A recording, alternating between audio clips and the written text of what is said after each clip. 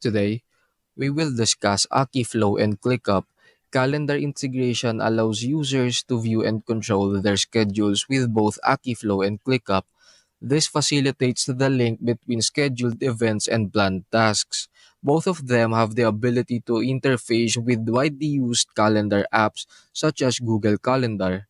Now let's examine the main features of these two platforms. Akiflow is excellent at combining tasks from several platforms, email, calendars, project management software into a single command center.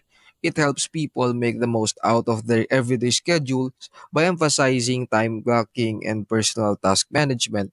It aggregates data from several sources and is very focused on the individual user. ClickUp is a team oriented, all inclusive project management tool.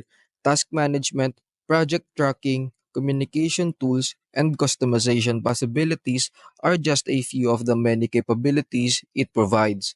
It places a strong emphasis on project management and teamwork, incredibly adaptable project management skills, strong teamwork capabilities. All in all, ClickUp concentrates on team project management, while AkiFlow emphasizes individual time management and job consolidation. Both companies provide task management, calendar integration, and tool integrations, all with the aim of increasing productivity.